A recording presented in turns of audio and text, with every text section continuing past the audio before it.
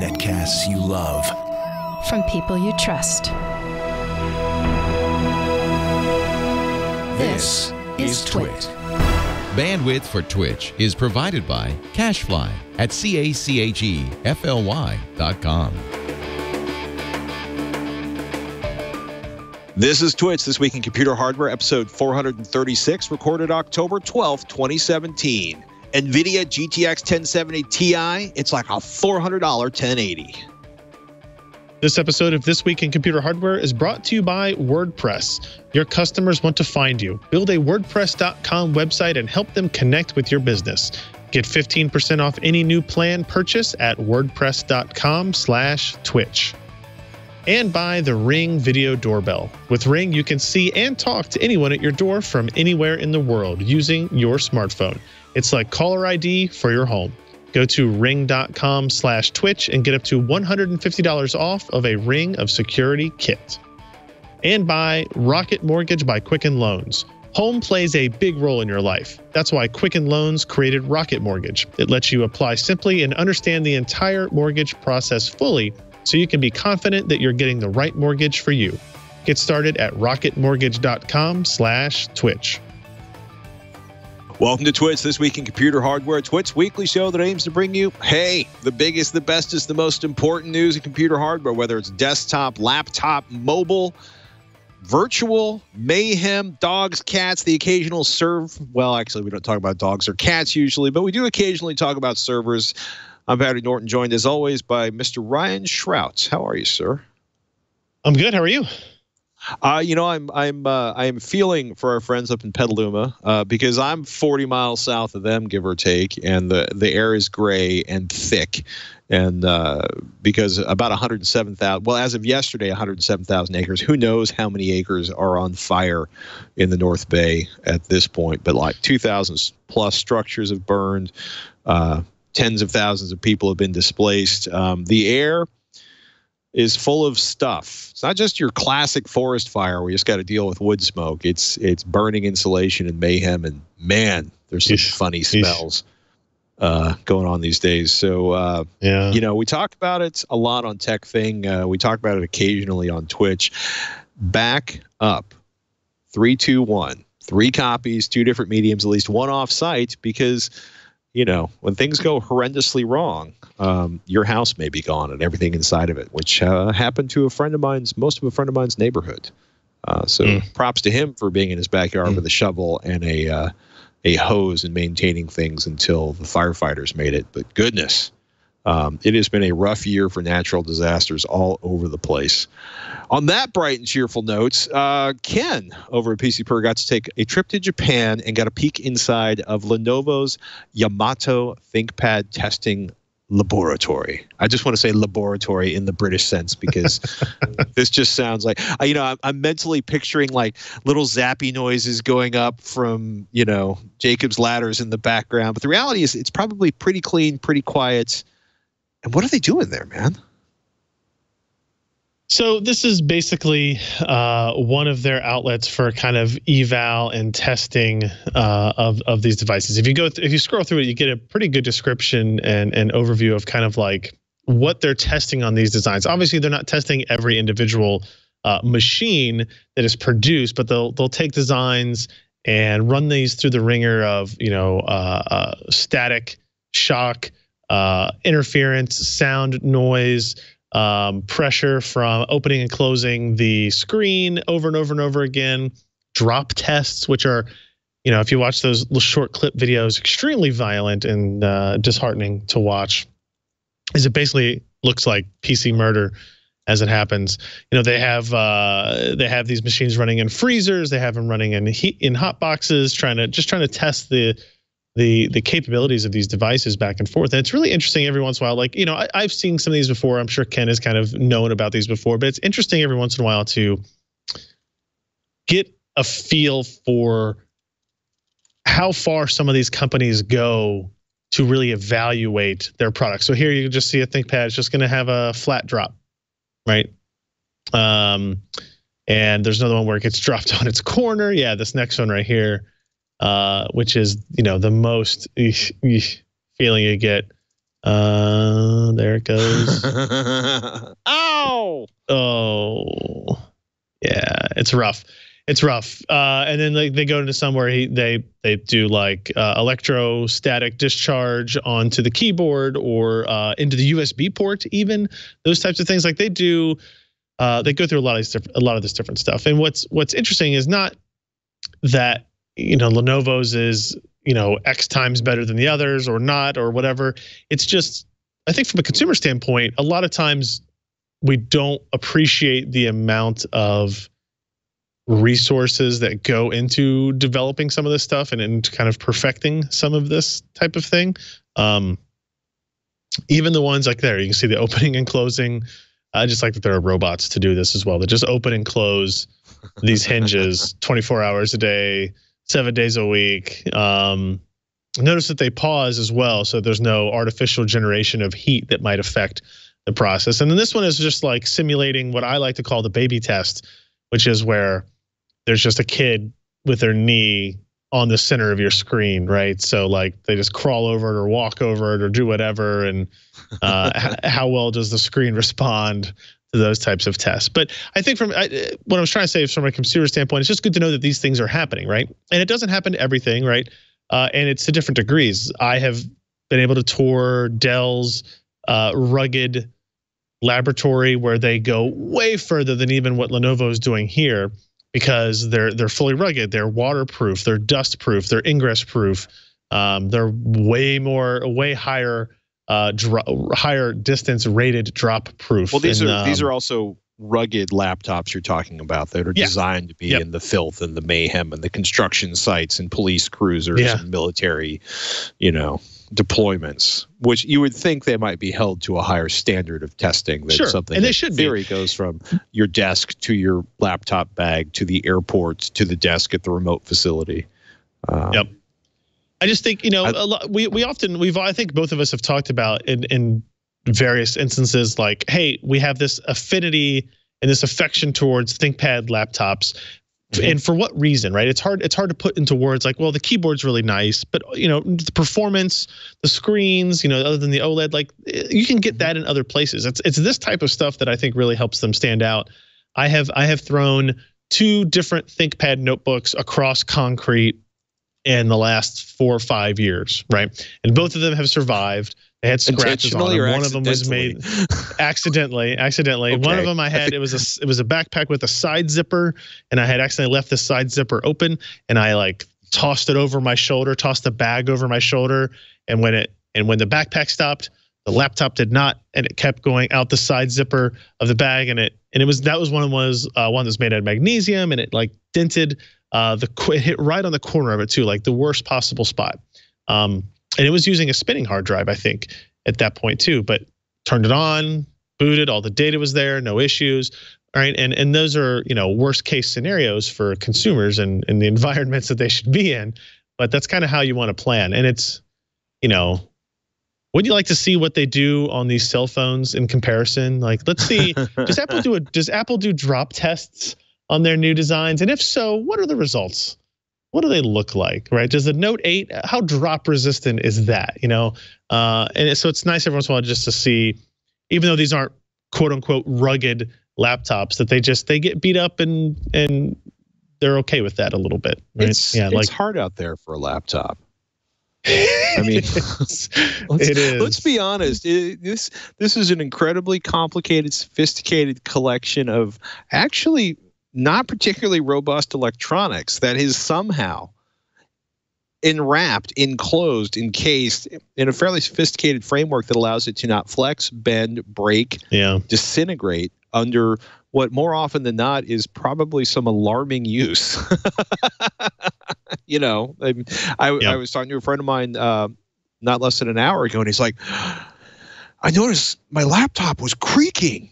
And I looked and the screws were loose. I'm like, yeah, it happens. That's why some vendors actually use the equivalent of blue Loctite on their screws to help increase the bond between, the screw and the socket to keep it from loosening up over time. Having a rigid enough enclosure so that it flexes less so the screws don't fall out. But it's a lot of little things have to go right for a laptop to work well, and even more things have to go right for that laptop to still be working in 3 or 4 years. So props, to ThinkPad, and I think we mentioned it last week. Congratulations on the 25th anniversary of the ThinkPad brand. Keep going. Yeah. Keep going. Yep. Oh my goodness. The unofficial launch of the GTX 1070 Ti Tech ARP, I guess, put together a compilation of all the leaks. Jeremy wrote this up at PCPro.com. Technically it hasn't been released yet, but the information has been coming out slowly but slowly. October 26th is the scheduled launch date. The MSRP is $429, which means, once again, I'm feeling that much more irritated about my purchase of a 1070 a couple months ago to test 8K monitors, because not only is there the AMD 56, Vega 56, which I can't buy anywhere, so I don't feel so bad about that. But there's now a 1070 Ti, both of which will fall within like $25 of what I paid for my 1070 and outperform it. Because, why not? Huge jump in CUDA cores as far as I'm concerned, from GTX 1070s at 1920 CUDA cores. You're bumping this up like another 512 on the 1070 Ti. Clock speeds, base clock 1607, overclock 1683 megahertz. Texture fill rate goes up significantly, from 180 to 202, or like basically from like 202 to 255 GT per second. Pixel fill rate is not particularly huge. The maximum pixel fill rate is pretty much the same on the 1070 and 1070 Ti. They both run at 8 gigabytes of GDDR5. They both have 256 gigabytes per second of memory bandwidth. But generally speaking, it should outperform the 1070. And with that, with the increase in CUDA cores on that, it should handily outperform the 1070, I would think. Yeah. Is it going to be a brutal difference? Am I going to be really pissed when I see the benchmarks? Yeah, hey, it all depends on what your mentality is that day. Thanks. So it's clearly going to be much closer to the 1080 than it is the 1070, right? A drastic increase in core count.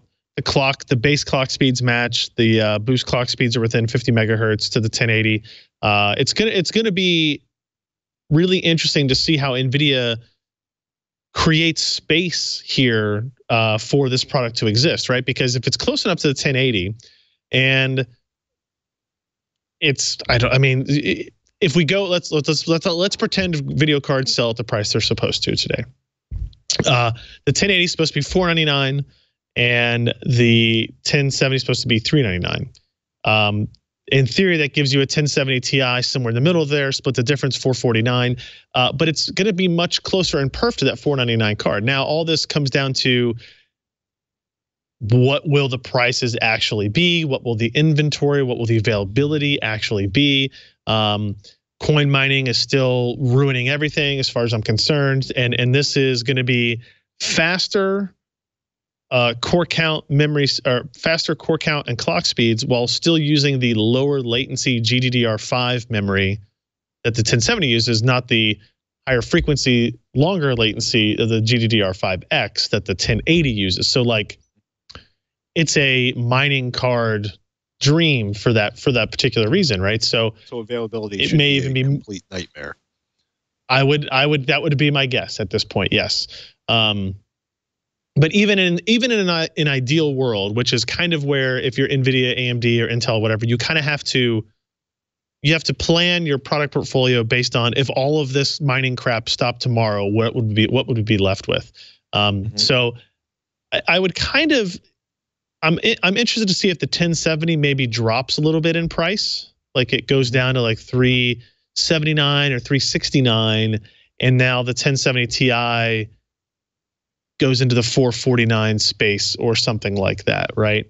And that would make a little bit more sense to me in terms of broadening this, and then still keeping the GTX 1070 as a relevant part to compete against the Vega 56 part, if and when it becomes regularly available. But honestly, I'm surprised that they're doing this. I'm still kind of shocked that they are releasing this product, right? They don't really need to. They could have waited for the mining stuff to kind of die down a little bit and then released it when people actually had the flexibility to buy product. I don't know, but they just don't like the idea that the GTX 1070, in that ideal perfect world, the GTX 1070 is beat by the Vega 56 in terms of performance per dollar, and they didn't want to be in that position anymore. So, yeah, I'm not entirely sure I understand the decision either, but who knows? Maybe they've spent months stockpiling millions of them, and they plan to take over the entire space and keep it at MSRP or better, despite the tremendous demands of the coin miners. This is me not holding my breath, but you know, what a lovely gift that would be for all of us. Agreed. Oh my goodness. Bunch more coming up in the show, including some envision, if you will, hard drives beyond 40 terabytes. Just savor that for a moment. This episode of This Week in Computer Hardware is brought to you by WordPress. We know that building something new, something that others connect with, is a lot easier with the right tools. Ask me, I've used the wrong tools to build a website, and I can tell you about the pain. That's why we're excited to have WordPress.com as a sponsor. I use WordPress.com every day, and let me tell you, whether you're looking to create a personal blog, a business website, or both, creating your site on WordPress.com helps others find you, remember you, and connect with you. You don't need experience. You don't need to hire someone. You don't need to pay a fortune. WordPress.com guides you through the entire process. They have hundreds of beautiful designs to choose from. You get built-in search engine optimization and social sharing. Their business plan gives you access to hundreds of plugins and themes. That is so nice. You choose a WordPress.com plan, and you get a lively community where you'll have access to expert-friendly support. It's so sweet. Come and see why 28% of all websites run on WordPress, the web's most popular and most powerful site building platform. Do yourself a favor.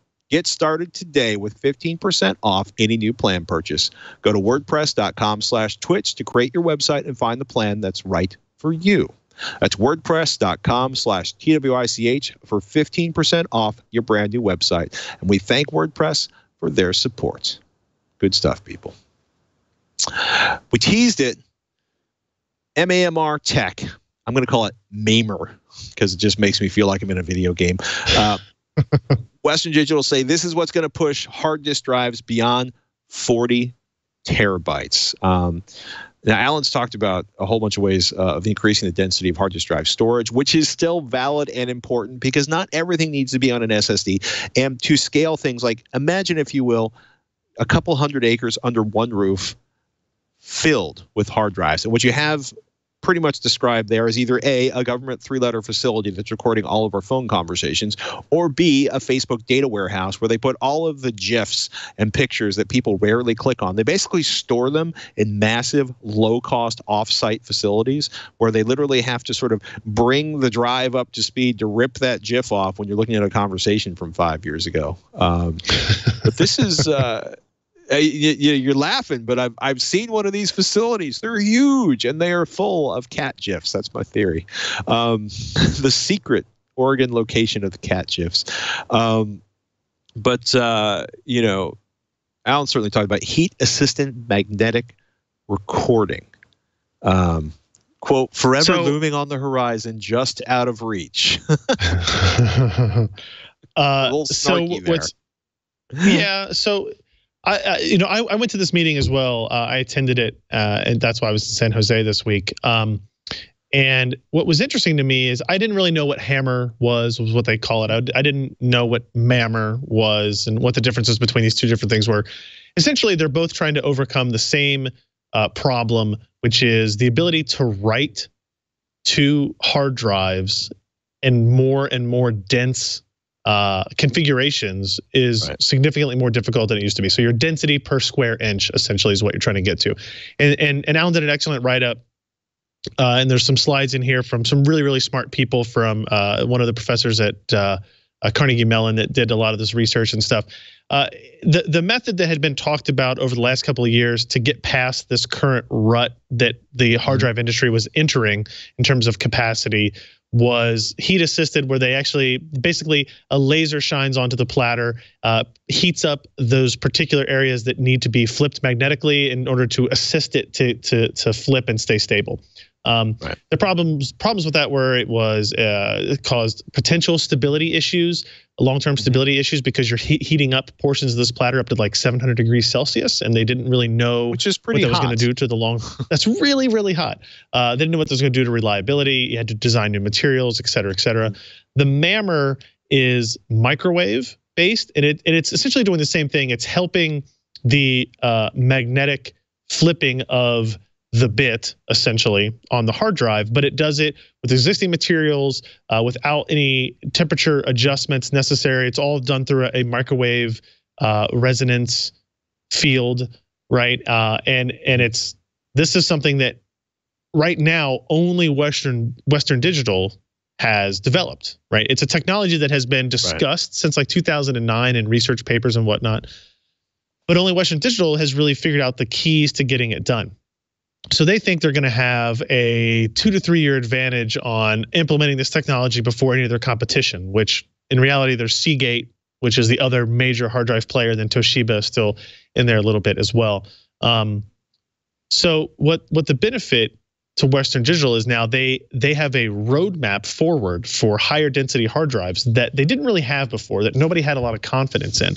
So, we've got 14 terabyte hard drives today, I think, yeah. And I think Seagate just yesterday, not a coincidence, kind of said, hey, we're going to have a 16 terabyte in the next year using existing technology. Western Digital showed in their slides like, hey, by 2025, which is 7 years away, we're going to have 40 terabyte drives. And we have room to go beyond that with this. Yeah. And on existing technology, they think that caps out at 20 by 2025. So what's interesting is so we're getting more density. You're going to get, performance won't change that much on hard drives. Like you're not going to like random seek is actually going to be maybe slower on average because head speeds and rotational speeds aren't going to change, but the amount of data that exists is. Sequential performance will go up a little bit just because of areal density improvements. Right.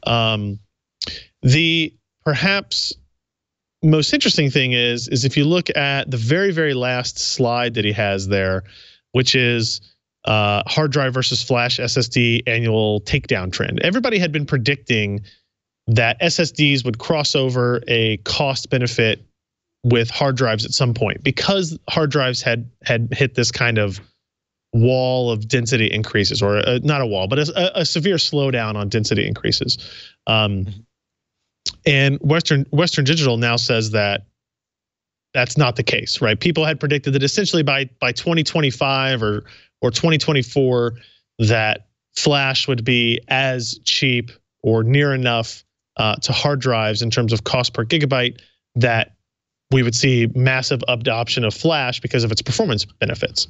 Now they believe that 10x difference in cost per gigabyte will extend into 2030 and beyond, probably because of this capability that they developed with the microwave assisted recording stuff, right? So it was like, we kind of went out there and honestly, I had no idea what to expect. I was like, what is Western Digital bringing me out here to show me a 16 terabyte drive for? This is not a big deal, but they really fundamentally think they have changed the next 13 to 15 years of hard drive roadmaps because of this. So hard drives aren't going anywhere, and the insatiable need to store data is not going anywhere, right? Like we're all taking more pictures, we're all taking more video and higher quality and all that type of stuff, and we never want to get rid of any of it ever, period. End of discussion. So hard drives will continue to see. No, I don't. I think we need way better ways of organizing it and searching through it before it becomes useful. But the storage of it obviously will need to continue for the foreseeable future. So that's pretty much what Western Digital announced. Now they're not going to ship any of these drives until 2019. And and they'll probably start at the same capacity that wherever their standard perpendicular recording media is at there, but they will be able to increase it over the next years much quicker than they would otherwise.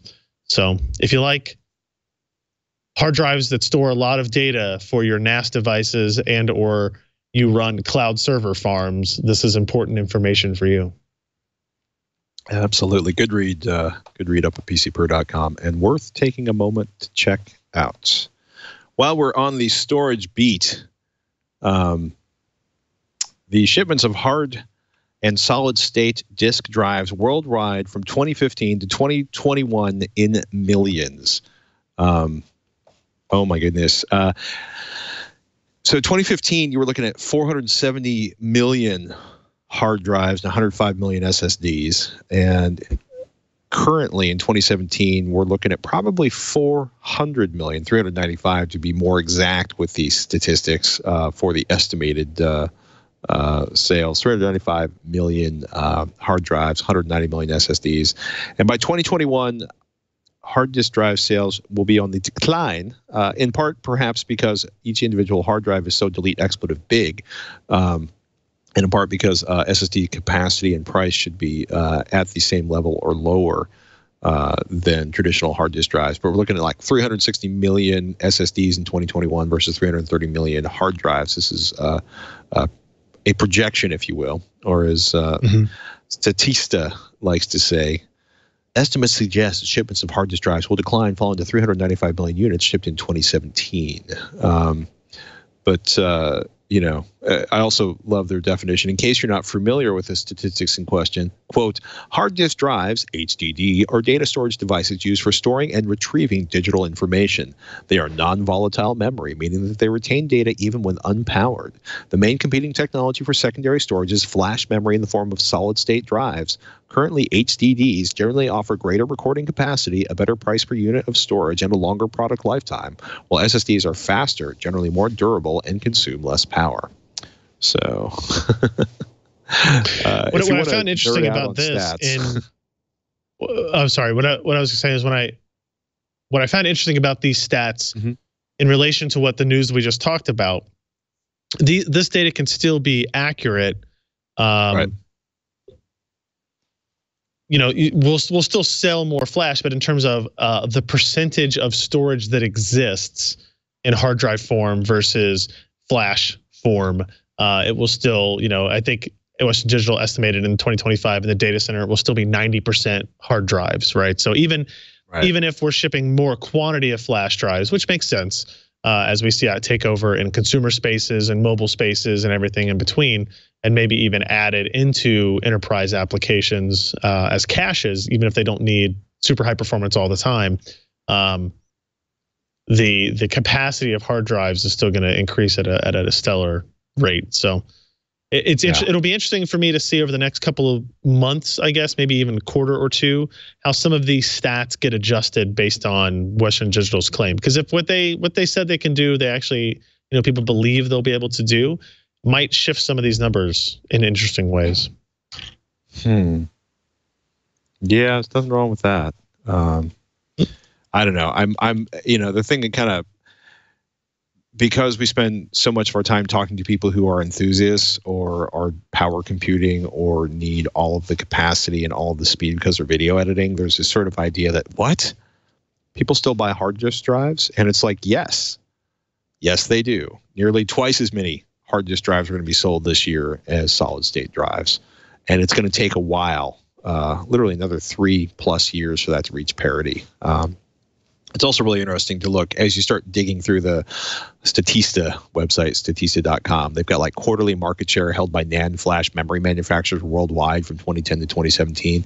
And it's really interesting to sort of watch, you know, Samsung's, you know, pretty much been at 35 to 40% of the market for a while.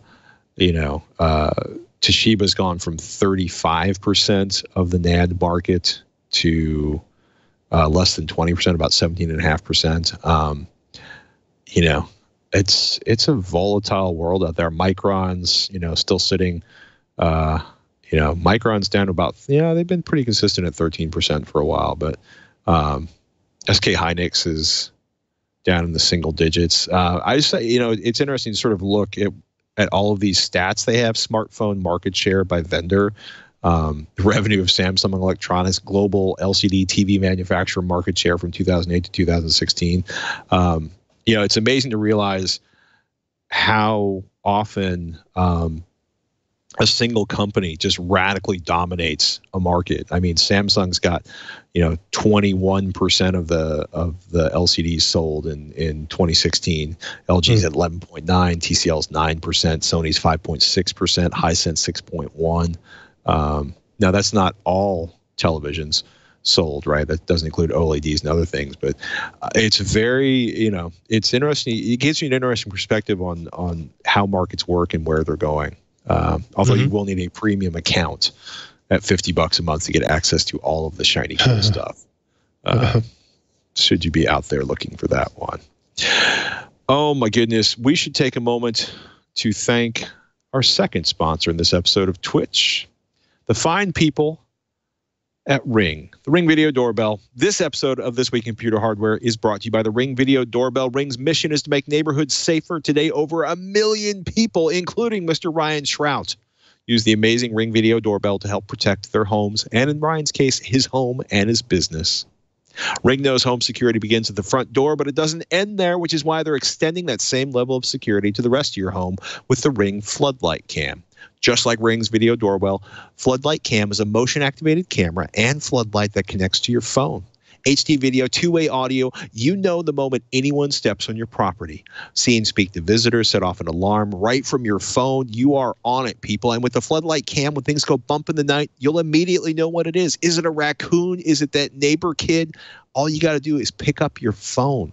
It doesn't matter if you're home or away, the Ring Floodlight Cam lets you keep an eye on things going on back at the house. Ring Floodlight Cams offer the ultimate in home security with high visibility floodlights and a powerful HD camera that puts security in your hands. Named the Wall Street Journal's best of CES 2017. It's a nice thing to be able to say for the Ring Video Doorbell. Monitor every corner of your property with a Ring security kit. All kits include a Ring Video Doorbell and your choice of either 1, 2, or 3 floodlight cams.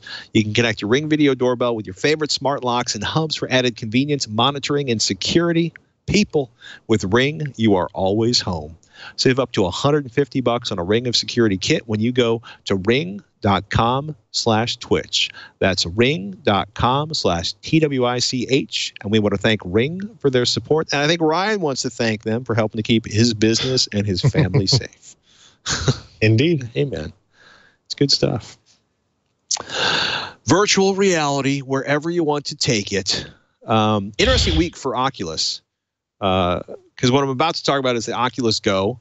The Oculus Rift pricing has been permanently set at $399, which I am hoping is going to cost HTC to make a significant drop in the HTC Vive price, because I'm still holding out for an HTC Vive.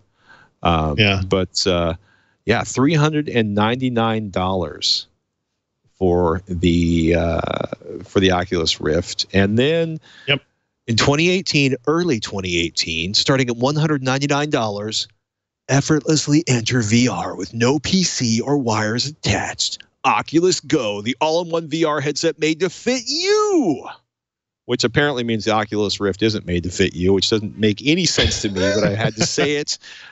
We've also got Santa Cruz. Is Santa Cruz the next generation Oculus Rift, or another all-in-one,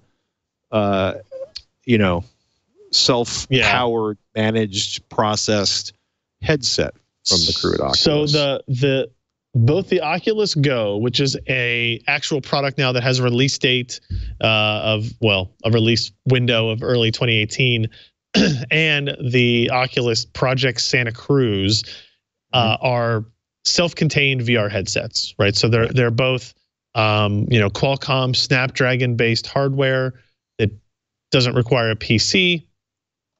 The Santa Cruz itself, though, I don't think it's been productized yet. I don't think they finalized that it's where it's going to be, what it's going to be priced at, that type of thing. I think they're still doing research on it.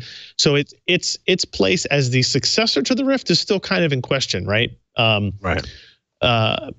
because it's clearly going to have significantly less compute power than your PC would have.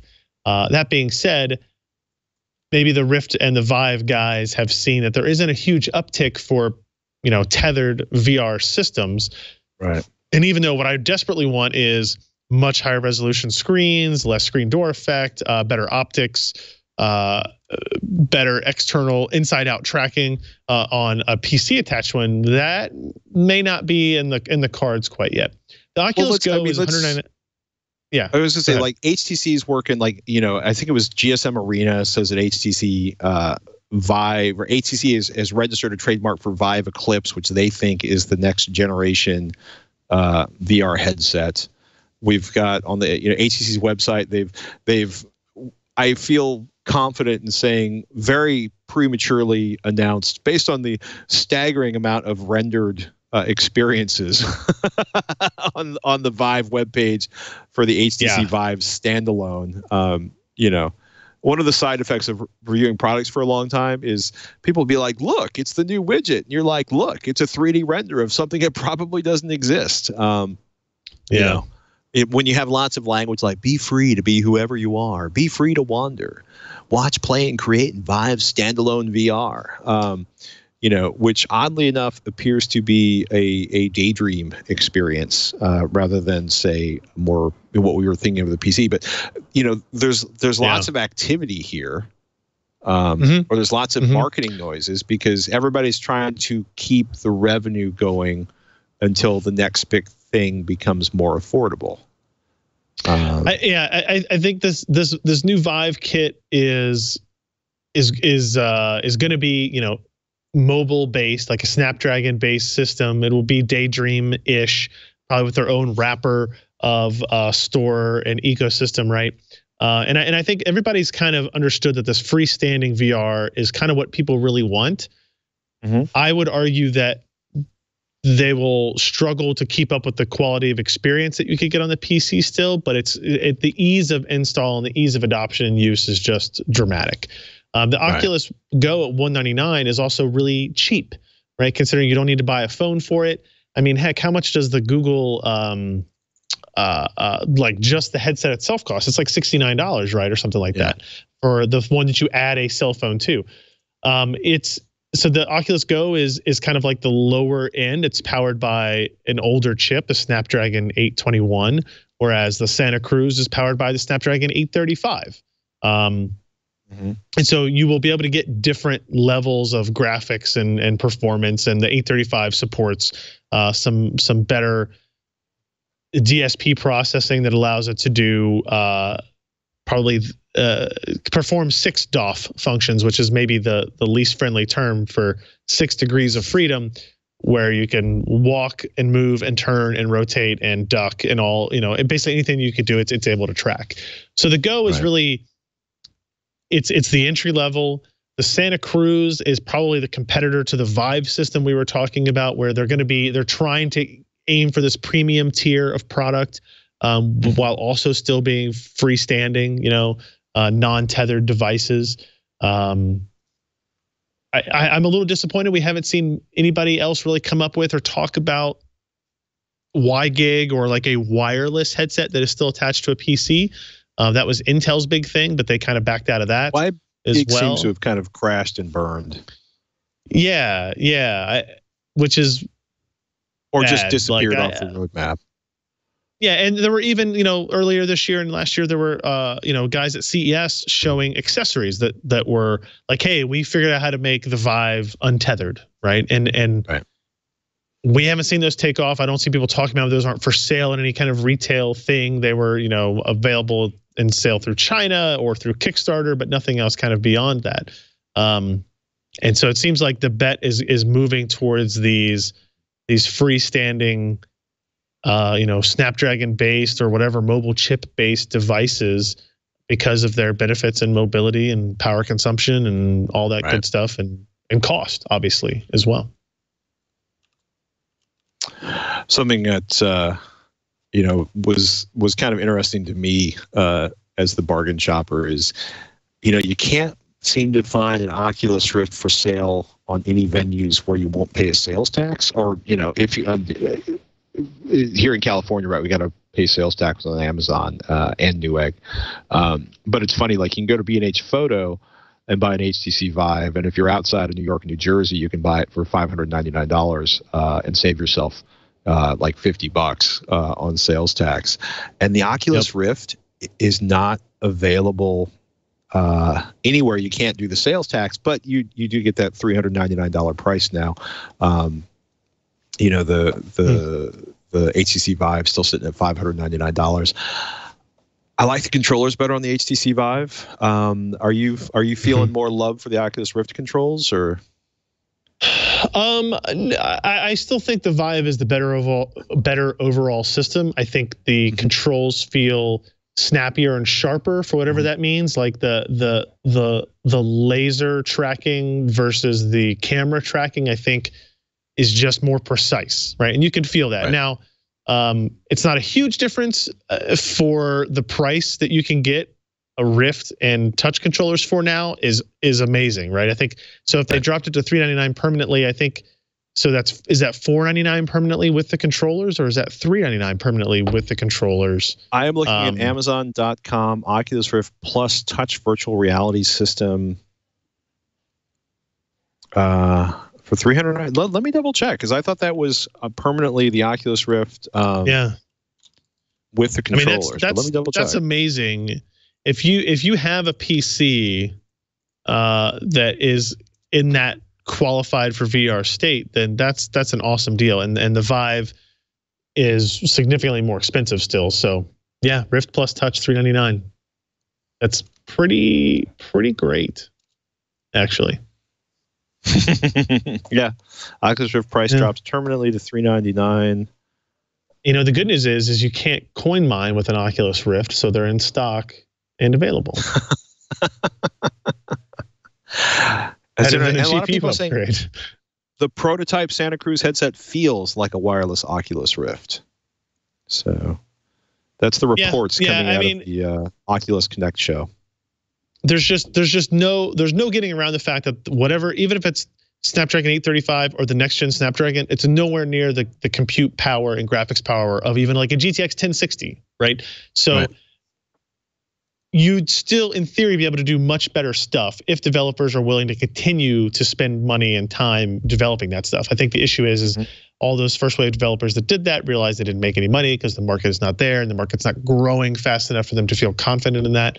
Whereas in the mobile space, they again have hope because it's an unknown, right? There's still potential for it to grow very quickly as well. So I think all indications are that the mobility option is what's going to win out. There you have it, people. Pirate Bay is mining cryptocurrency again, and there is no opt-out. If you are not kind of up to speed on this, a new and exciting way for websites to make revenue, often websites that are on the naughtier spectrum of things where perhaps they get denied charging services or advertising, is to essentially run advertisements that take advantage of your processor to crypto mine or mine cryptocurrencies. And, you know, the CDN provider Cloudflare, torrentfreak.com notices, quote, previously suspended the account of a site that used a similar miner, which means the Pirate Bay could be next. I had a friend of mine send me to a site, which I will not mention on this family-friendly show, and I opened up a couple pages and managed to spike my significantly powerful desktop processor at 92% with 2 website pages, nice. Which I think is pretty impressive. You know, this is, I'm sure it was a great day for, you know, whatever system they use that looks at the processor it's hammering on. But, you know, I've got 8 cores and 16 threads I can run on this desktop machine, and I'm pretty sure 7 of those cores were maxed out running the cryptocurrency plugin. You know, it's JavaScript based, so you could possibly, you know, block them by blocking JavaScript. But yeah, it's an interesting way to generate revenue. One of the things that Torrent Freak notices is that, quote, the miner does appear to be throttled to a certain degree, so most users might not even notice that it's running, which I think is kind of the point in a lot of ways, that you generate revenue in this very peculiar fashion by doing something that may be less intrusive than 27 eye-blasting ads.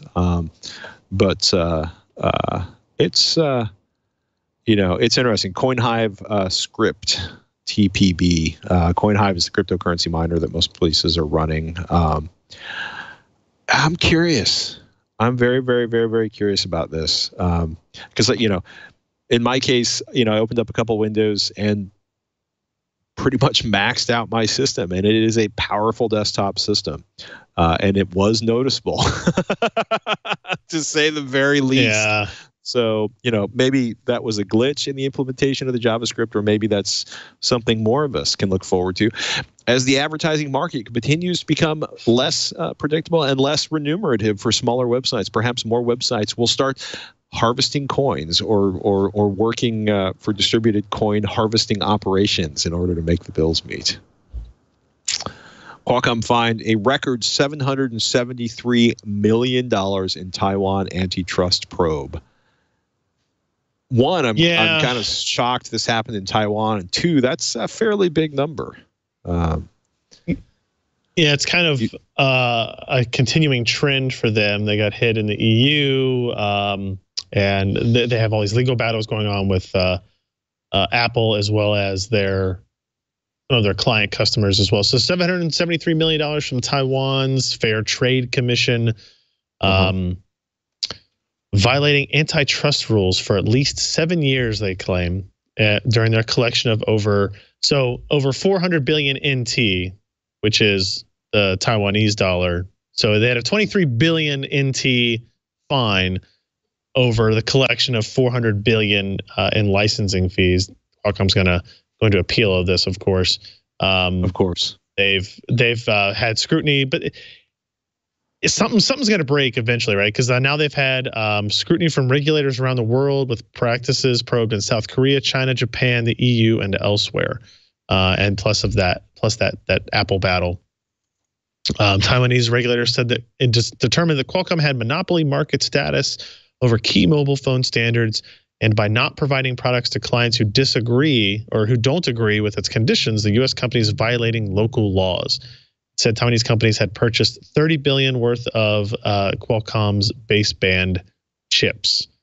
So this will continue to come down to, as it did in the U.S., a battle of does Qualcomm have some kind of monopoly status because of its IP and its portfolio there, or is it just a matter of these companies don't want to have to pay? It's not just there. What Qualcomm's asking. Yeah, and that's by not providing products to clients who don't agree with its conditions. Qualcomm holds a big number of standard essential patents in CDMA, WCDMA, LTE. Refused to license necessary patents, the FTC said. Or it abused its advantage in mobile communications and refused to license necessary patents. And you could argue, if you were a shareholder or an officer or a lawyer for Qualcomm, that we've created these wonderful standards, or we support these wonderful. And I'm sure standards. That's what they will do. Yeah,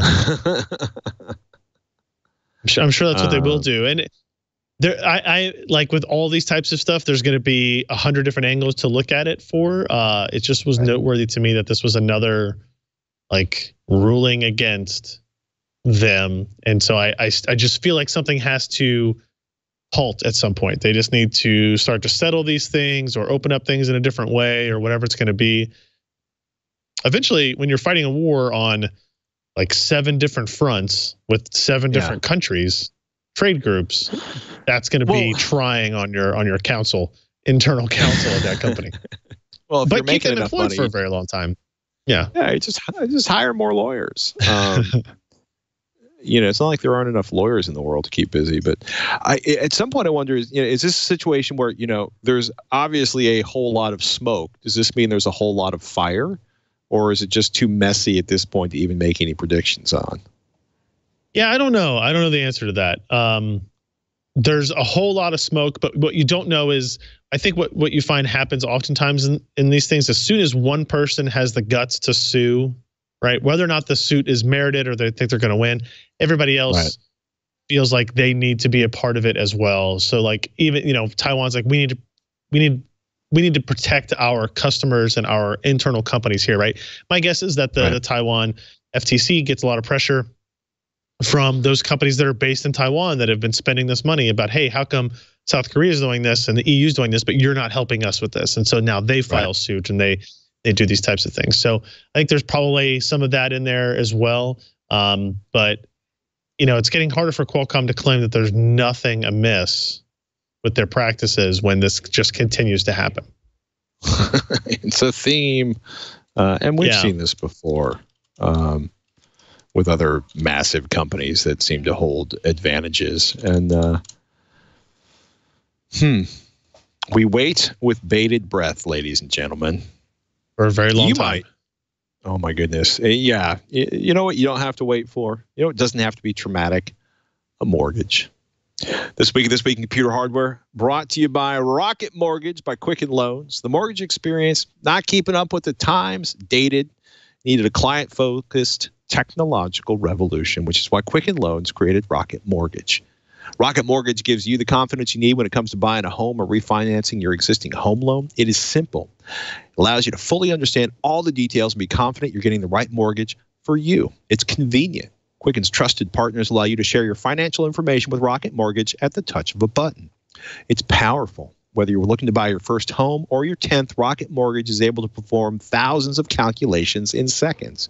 Based on your income, your assets, your credit, Rocket Mortgage can analyze all the home loan options for which you qualify and find the one that's just right for you. Sounds nice, huh? Rocket Mortgage by Quicken Loans. Apply simply, understand fully, mortgage confidently. To get started, go to rocketmortgage.com/twitch. That's rocketmortgage.com/TWiCH. Equal housing lender, licensed in all 50 states, NMLS consumeraccess.org number 3030. And we thank Rocket Mortgage by Quicken Loans for their support of This Week in Computer Hardware. On the oops, we need a patch for that. Or from the oops, we need a patch for that department. Google is permanently nerfing all home minis because mine spied on everything I said 24/7. That was the article up on Android Police. Nerfing being a highly technological term, and you know, there's been like multiple updates. One that Google has decided to permanently remove all top touch functionality, and then that Google has published a support page to address the reported issue. But this is essentially Artem Rusikovsky over at Android Police was really excited. Went to the Google launch event in San Francisco. You know, Pixels, Pixel Buds, Google Clips, and the Home Mini, the $50 version of the Home that everybody had been expecting for a long time. And you know, everybody got to take one home if they're at the Google launch event. And he put his in the bathroom.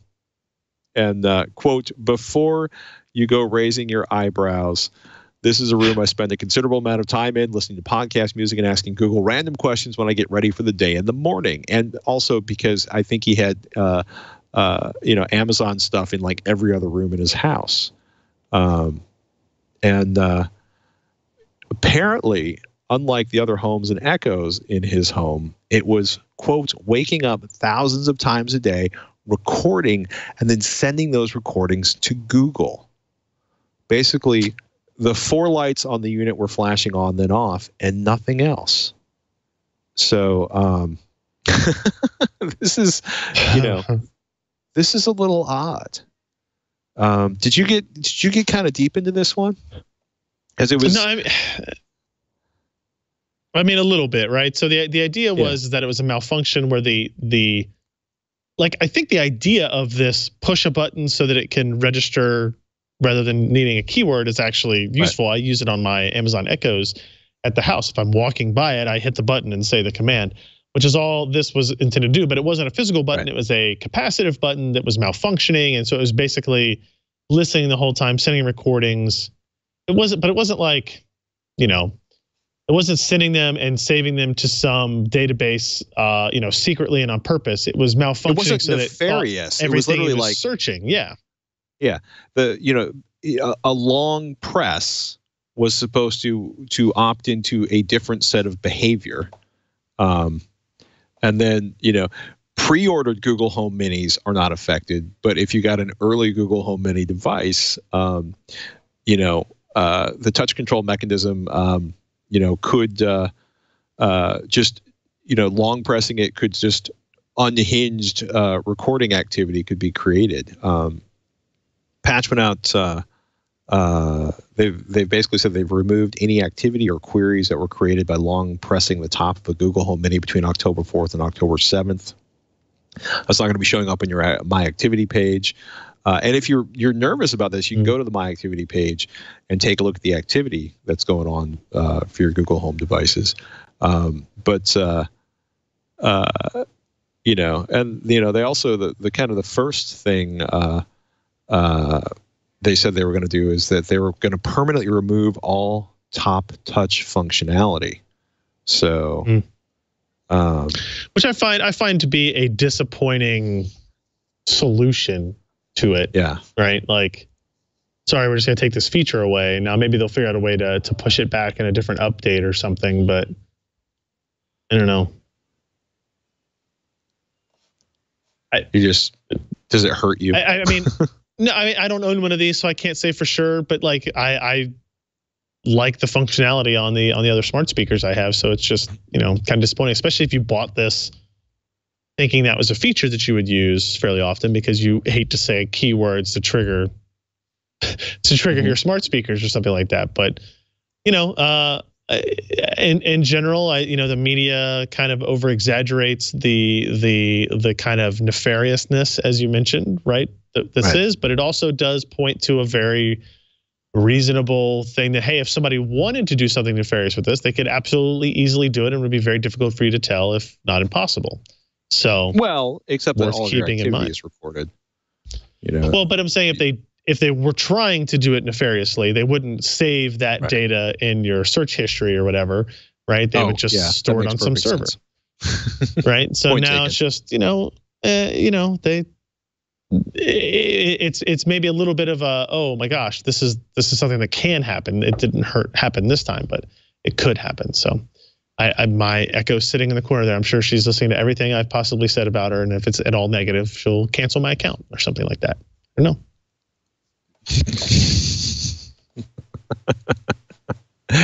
Oh my goodness, going up. So, and this, let's make this abundantly clear again. This was only for a few thousand units, which were given out made by Google events, which was the October 4th press event, the donut pop-up events.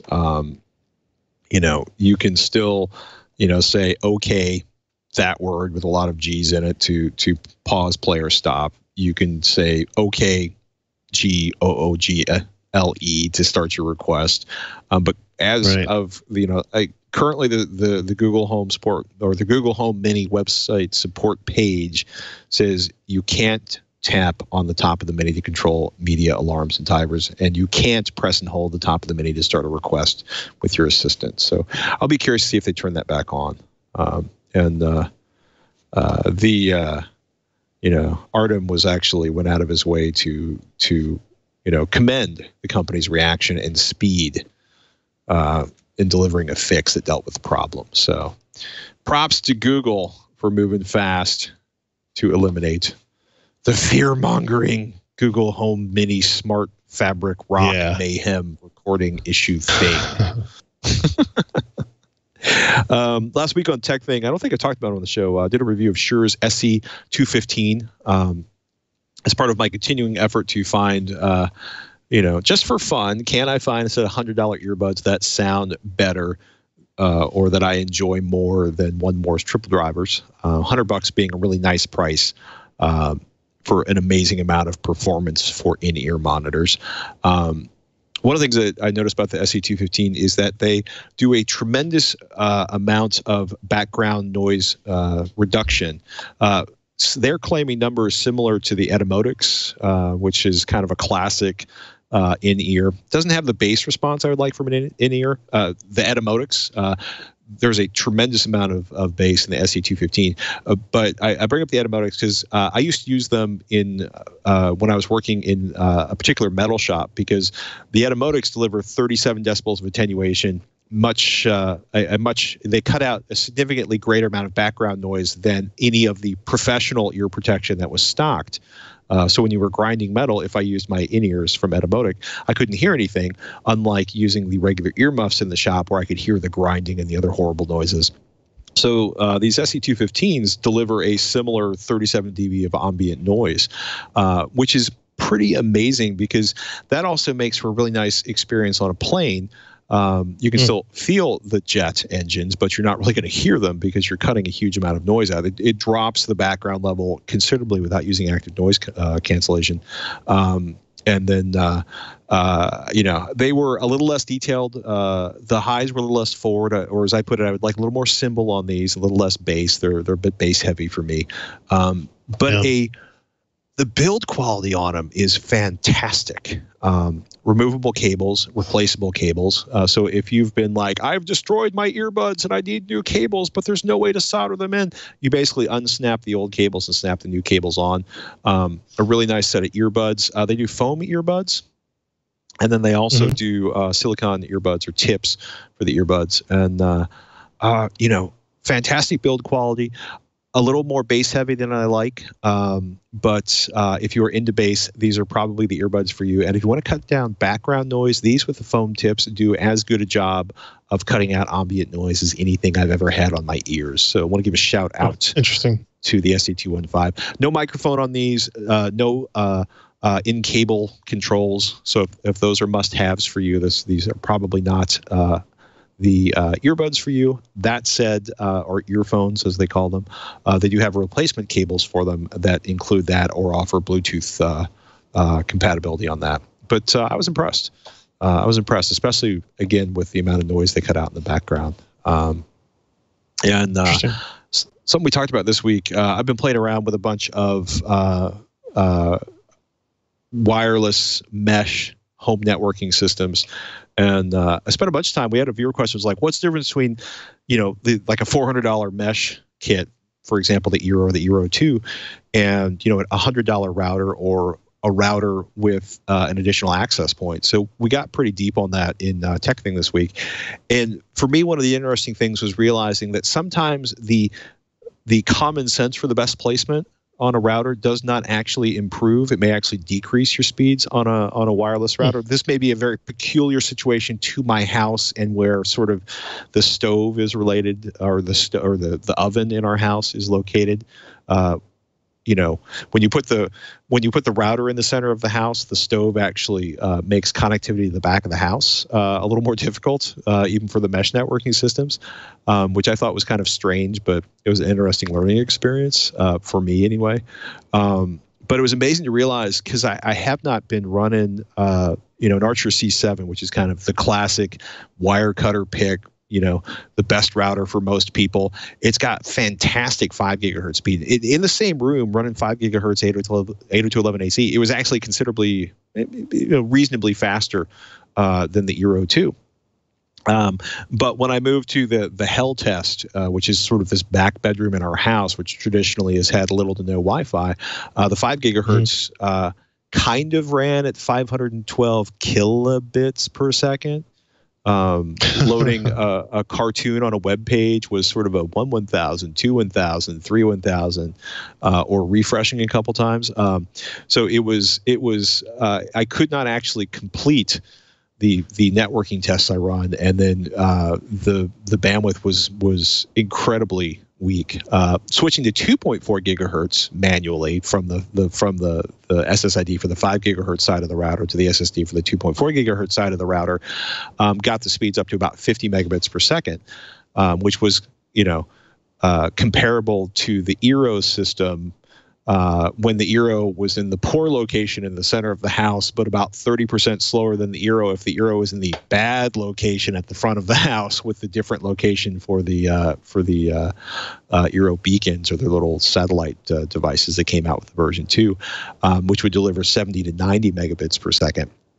But again, the thing that's an advantage about a mesh router, if you're thinking like, it's so much money, well, yes, it will cover parts of your house, and you will not have to manually switch between networks. Because you want the faster 5 gigahertz speed in the front of the house, and the 2.4 gigahertz that actually reaches to the back of the house. And there's a lot of wireless access points that are designed as extensions for a wireless router, but many of them don't have the ability to automatically switch between, or some of the ones I've tested in the past.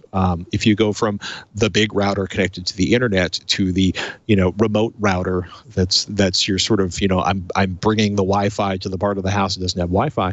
The thing about the mesh is it does a fairly seamless transition between those two. It may take 30 seconds or a minute to be like, I want to be on this one back here, but it does it all in the background, which is really nice, especially if you have a large house and you have to deal with people like, the internet doesn't work back here. It's like, you've got to switch to the 2.4. What's that 2.4 gigahertz? Oh, God. Yes, the mesh routers are considerably more expensive than a $100 router, but it may solve problems for you or just make your home tech support situation easier. It's kind of the executive summary of that. If you want to hear sort of all of the numbers, go over to techthing.com and take a look at that. If you want to get all of Ryan Shrout, you can head over to pcper.com, because that's where all of Ryan Shrout is located. And Alan Malventano and Ken and Jeremy and the rest of the crew are bringing you all of the hardware news as fast as they can. Can we expect a 1070 Ti review on the 26th? Or should we just, assume that they're just automatically going to ship all of the cards directly to the Bitcoin miners? Probably that second one, yeah. Why would they ship us a review sample? It doesn't matter. Yeah, I don't know. Well, I could be right. I have a theory that they've been stockpiling 1070 Ti's, so they'll have enough for the currency miners and for consumers, just to piss me off because I bought a 1070 2 months ago. With that obnoxious note, ladies and gentlemen, you can find all of our older episodes of TWiCH at twit.tv/TWICH, including links to the RSS feeds if you want to automate the downloads, which we highly suggest you do so you don't miss an episode. And this is your first episode of This Week in Computer Hardware. We thank you for joining us. We hope you go to twit.tv/Twitch to get the downloads on your favorite podcast listening device. And we want to thank you all for listening. With that, ladies and gentlemen, I'm Patrick Norton. I'm Ryan Shrout. See you next week on TWiCH.